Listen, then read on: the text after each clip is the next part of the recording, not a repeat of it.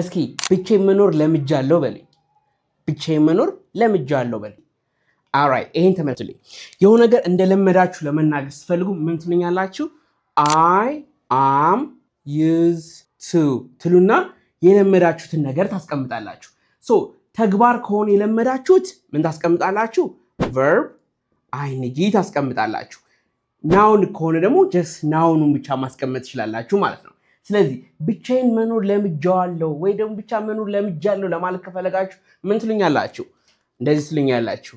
I am used to ትሉና መኖር living alone ትሉኛላችሁ ማለት ነው። ብቻ መኖር ምን ለምጃለሁ ያላችሁ እየገለጻችሁልኝ ያላችሁት ማለት ነው።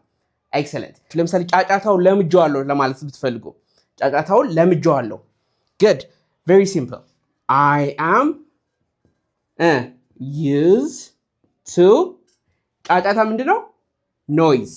I am used to the noise. ዘን እዚህ ጋር ታስቀባታላችሁ። I am used to the noise ትሉኛላችሁ ማለት ነው። ምን እያላችሁ ነው? ጫጫታውን ለምጃለሁ ያላችሁ እየገለጻችሁልኝ ያላችሁት ማለት ነው። very nice። አልጨረስንም።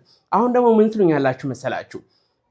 ጫጫታውን እየለመድኩት ነው ለማለት ብትፈልጉ ጫጫታውን እየለመድኩት ነው ለማለት ብትፈልጉስ?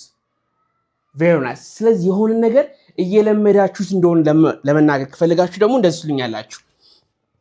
I am getting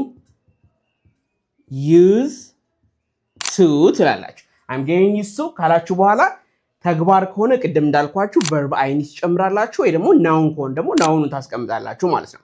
ስለዚህ I am getting used to the noise ትሉኛላችሁ። ጫጫታውን ምን እየለመድኩት ነው እያላችሁ እየገለጻችሁልኝ ነው ማለት ነው።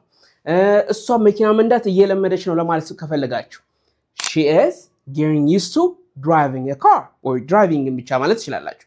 እሷ ምን ነው እያለች ነው? መንዳት እየለመደች ነው እያለን እየገለጽን ያለ ነው ማለት ነው። እዚህ ጋር አንድ ቲፕ ልጨምርላችሁ። እሺ ስትጻፍ አይታችሁ ከሆነ ዲ ያለች ግን ምን አናነባትም። እሺ used አንልም፣ use ብቻ ብለን ነው የምንገልጸው።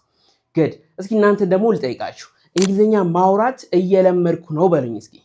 እንግሊዘኛ ማውራት እየለመድኩ ነው ብላችሁ ኮሜንት ሴክሽን ላይ ጽፉልኝ ፈልጋለሁ። እንግሊዘኛ መማር ከፈለጋችሁ ባይሪዮ ባለ ቁጥሮች ደውሉን ትችላላችሁ። ስፔሻሊ ደግሞ ስፒኪንግ ከፈለጋችሁ ማለትም እንግሊዘኞችን እያወቃችሁ ነገር ግን ትሰማላችሁ ማውራት አትችሉም። እንደዚህ አይነት ነገር ካጋጠማችሁ የስፒኪንግ የ3 ወር ኮርስ አለ፣ እሱን ጆይን ማድረግ ትችላላችሁ።